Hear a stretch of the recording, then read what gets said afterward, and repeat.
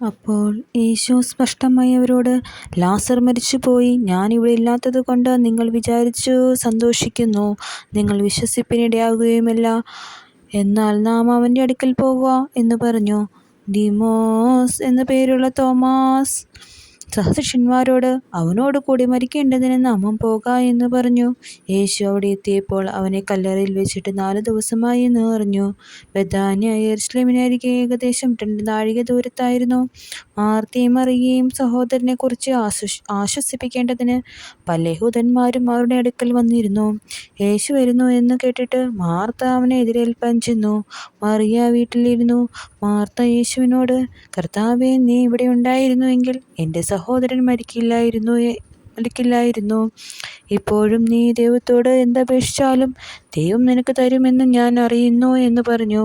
യേശു അവളോട്, നിന്റെ സഹോദരൻ ഉയർത്തെഴുന്നേൽക്കും എന്ന് പറഞ്ഞു. മാർത്ത അവനോട്,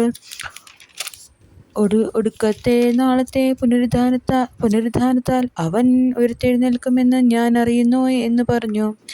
യേശു അവളോട്, ഞാൻ തന്നെ പുനരുത്ഥാനവും ജീവനുമാകുന്നു. എന്നിൽ വിശ്വസിക്കുന്നവൻ മരിച്ചാലും ജീവിക്കും. ജീവിച്ചിരുന്ന് എന്നിൽ വിശ്വസിക്കുന്നവനാരും ഒരു നാളും മരിക്കുകയില്ല എന്ന് നീ വിശ്വസിക്കുന്നുവോ എന്ന് പറഞ്ഞു.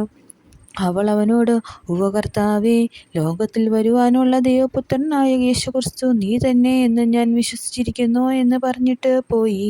തൻ്റെ സഹോദരിയായ മറിയയെ സ്വകാര്യമായി വിളിച്ചു, ഗുരു വന്നിട്ടുണ്ട്, നിന്നെ വിളിക്കുന്നു എന്ന് പറഞ്ഞു.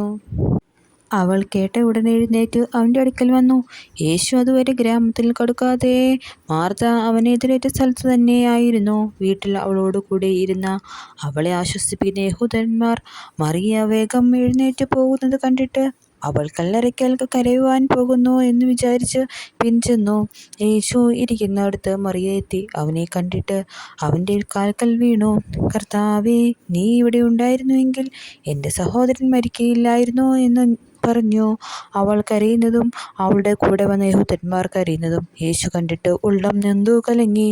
അവനെ വെച്ച് എവിടെ വന്ന് എന്ന് ചോദിച്ചു. കർത്താവ് വന്ന് കാണുക എന്ന് അവർ അവനോട് പറഞ്ഞു. യേശു കണ്ണുനീർ വാർത്തു.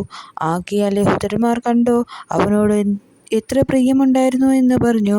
ചിലരോ, കുരുടൻ്റെ കണ്ണ് തുറന്ന ഇവനെ മരിക്കാതാക്കുവാൻ കഴിഞ്ഞില്ലയോ എന്ന് പറഞ്ഞു. യേശു പിന്നെയും ഉള്ളനൊന്ത് കല്ലറയ്ക്കലെത്തി. അതൊരു ഗുഹയായിരുന്നു. ഒരു കല്ലും അതിന്മേൽ വെച്ചിരുന്നു. കല്ല് നീക്കുവാൻ എന്ന് യേശു പറഞ്ഞു.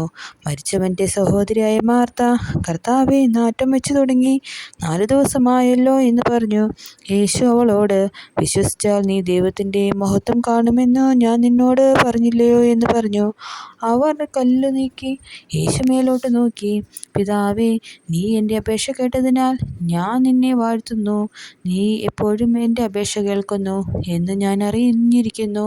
എങ്കിലും നീ എന്നെ അയച്ചു എന്ന് ചുറ്റും നിൽക്കുന്ന പുരുഷാരം വിശ്വസിക്കേണ്ടതിന് അവരുടെ നിമിത്തം ഞാൻ പറയുന്നു എന്ന് പറഞ്ഞു. ഇങ്ങനെ പറഞ്ഞിട്ട് അവൻ, ലാസറേ, പുറത്തു വരിക എന്ന് ഉറക്കെ വിളിച്ചു. മരിച്ചവൻ പുറത്തു വന്നു. അവൻ്റെ കാലും കൈയും ശീല കൊണ്ട് കെട്ടി മുഖം റൂമാൽ കൊണ്ട് മൂടിയിരുന്നു. അവൻ്റെ കെട്ട് അഴിപ്പിൻ, അവൻ പോകട്ടെ എന്ന് യേശു അവരോട് പറഞ്ഞു. മറിയയുടെ അടുക്കൽ വന്ന യഹൂദന്മാരിൽ പലരും അവൻ ചെയ്തത് കണ്ടിട്ട് അവനിൽ വിശ്വസിച്ചു. എന്നാൽ ചിലർ പരീശന്മാരുടെ അടുക്കൽ പോയി യേശു ചെയ്തത് അവരോട് അറിയിച്ചു.